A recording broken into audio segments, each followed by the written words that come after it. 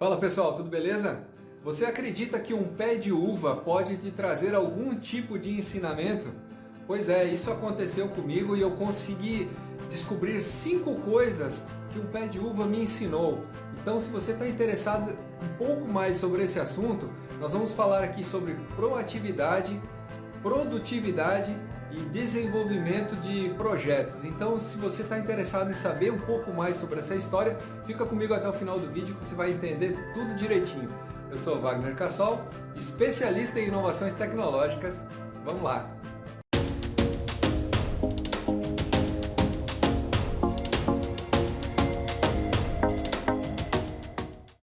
Bom pessoal, o vídeo de hoje eu vou falar um pouco sobre uma situação inusitada que aconteceu comigo, uma história que aconteceu nos últimos 2 anos aí, que vem acontecendo até agora e que me trouxeram grandes ensinamentos a respeito da produtividade, né? Coisas relacionadas à nossa produtividade, à proatividade e à elaboração de projetos. Então, a partir daí eu consegui extrair vários insights, vários pensamentos a respeito de uma situação inusitada que aconteceu.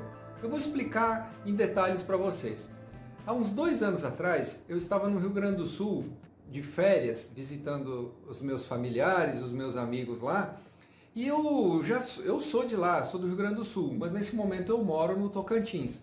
Então eu estava lá e observando as belezas naturais lá, e eu sempre fico encantado quando eu vou para aquela região da Serra Gaúcha. E aí eu pensei comigo, será que seria possível? Eu gostaria muito de ter um pé de uva na minha casa, lá no Tocantins. E eu gostaria muito de poder colher uvas nesse pé de uva. Só que acontecem várias situações que me fizeram pensar a respeito do assunto.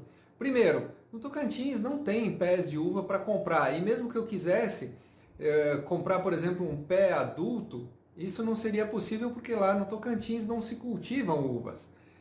Então, eu resolvi comprar algumas mudinhas e levar para lá. No momento que eu tomei essa decisão, algumas pessoas me falaram assim, olha, não vai dar, isso aí não é possível. O clima das duas regiões são diferentes. Tem uma série de impeditivos aí, né, que você vai provavelmente você não vai conseguir lograr êxito no plantio de uvas lá no Tocantins. Mas como eu já vi que outras regiões do Brasil produzem, e principalmente regiões de clima quente, eu pensei também em iniciar essa experiência aqui. Eu comprei 4 mudinhas de parreira, tá? O nome que a gente dá para o pé de uva é parreira ou videira. Então eu plantei esses 4 pezinhos de muda, essas 4 parreiras, num vão que tem entre a minha casa e a casa do vizinho. Acontece que nesse vão, ele é um vão que não tem muita incidência de luz, né? É um lugar assim que só tem incidência de luz quando o sol está a pino, quando está bem alto mesmo.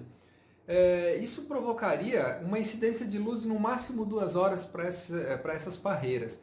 E isso aí foi mais um dos motivos para as pessoas me falarem, olha, não vai dar certo, isso não tem jeito, não vai funcionar.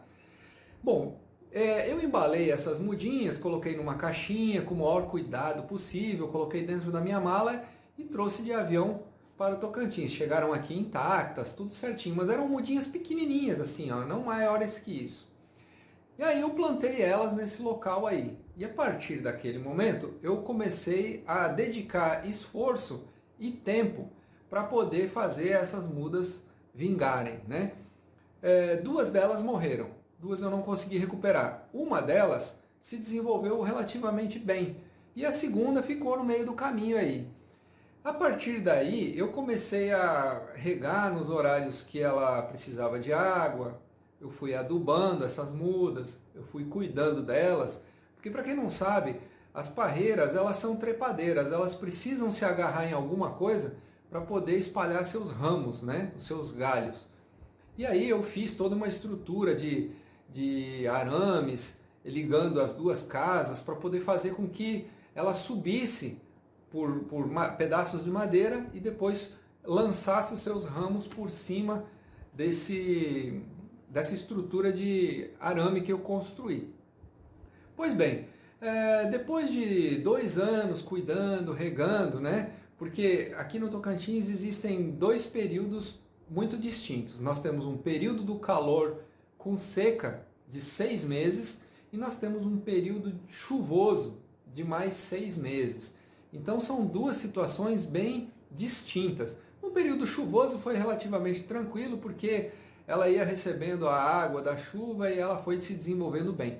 Na época da seca eu tinha que me dedicar praticamente todos os dias a molhar esses pés de uva. Então foi um período aí de 6 meses, né, no primeiro ano, 6 meses no segundo ano, onde eu tive que dedicar diariamente esforço e cuidado, adubando, dando água, cuidando dessas mudas e ajudando elas a subirem pelas estruturas para poderem se desenvolver. E isso aconteceu de uma forma bem interessante. Vocês vão ver aí nos vídeos, né, que eu coloquei, que ela se desenvolveu bem. Só que aí chegou num ponto que a gente precisava fazer a poda dela. O que acontece lá no sul? No período de inverno lá, de frio intenso, as parreiras elas entram num processo de hibernação. Elas meio que ficam estagnadas. Então eles fazem a poda para que depois, na primavera e no verão, ela se desenvolva e produza os frutos, né? No Tocantins não tem frio, então eu imaginei que deveria fazer a poda mais ou menos no mesmo período que eles fazem lá. Por mais que eu tentasse entender o processo da poda, por mais que eu fosse na internet, pesquisar, estudar a respeito do assunto, eu ainda não consegui entender muito bem como que deveria ser feita a poda. Então eu entrei em contato com um grande amigo meu que mora lá no Rio Grande do Sul, um senhor chamado Seu Martinho. E se o Martinho estiver assistindo esse vídeo, um grande abraço, Martinho, porque a gente já está colhendo frutos. E aí o Martinho precisava me ajudar a fazer a poda dessa parreira.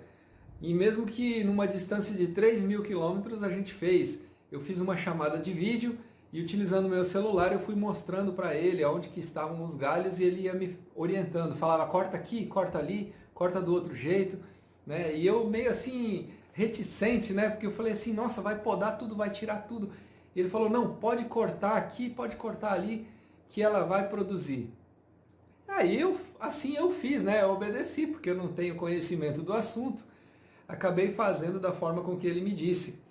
E 5 meses depois, essas parreiras elas voltaram a produzir ramos e, para minha surpresa, surgiram 3 cachinhos de uva, pequenininhos ainda, né? Muito incipiente a produção, porque lá no sul, aqueles cachos grandes que aparecem lá, né? Pela produção que eles já têm, pela expertise que eles já têm, mas para mim foi uma grande vitória, porque 3 cachinhos de uva pequenininhos demonstraram que todo aquele esforço que a gente dedicou ao longo de 2 anos surtiram efeito, e isso foi muito prazeroso. Então, eu vou te falar agora 5 coisas que eu aprendi com essa história. E toda essa história me remeteu a uma situação que me fez pensar a respeito de uma frase que eu levo comigo até hoje. Uma frase que, inclusive, eu coloquei no prefácio do meu livro aqui, A Ambição do Ouro, um livro que eu publiquei alguns anos atrás. E nesse livro tem uma frase que eu coloquei que passou a ser um meu lema de vida.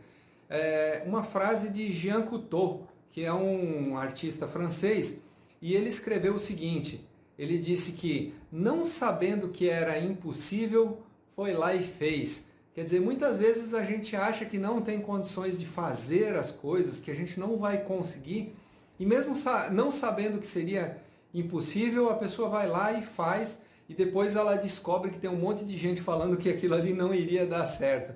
E no fundo, essas questões de limitações que a gente tem com relação a desenvolver coisas simplesmente ouvindo as conversas dos outros faz com que a gente fique realmente limitado e que não consiga desenvolver os nossos projetos de vida. Então, essa frase me marcou muito, anota aí que ela vale ouro, tá? Não sabendo que era impossível, foi lá e fez. Bom, agora vamos às 5 dicas, às 5 coisas que eu observei com relação à produtividade, baseado nessa história da minha parreira. E a primeira coisa é exatamente isso que eu acabei de falar, né? Muitas vezes a gente se depara com situações limitantes, onde as pessoas que estão ao seu redor ou as pessoas que estão próximas vão te dizer que você não vai conseguir realizar um projeto porque ninguém nunca fez e porque não existe aquela possibilidade no lugar onde você está. Então, esses pensamentos limitantes é que fazem a gente ser menos produtivo na nossa atividade profissional. A segunda questão é que quando nós queremos fazer um projeto render bons frutos, nós temos que fazer igual eu fiz com aquela parreirinha ali. A gente precisa ter paciência, a gente precisa ter cuidado, regar, cuidar, alimentar o nosso projeto diariamente, fazer com que ele vá se desenvolvendo aos poucos e aí sim a gente vai conseguir chegar ao final daquela jornada, ao final daquele processo todo, fazendo com que aquele projeto renda bons frutos para a gente. Então paciência, perseverança, dedicação, esforço, está relativamente envolvido com essa história.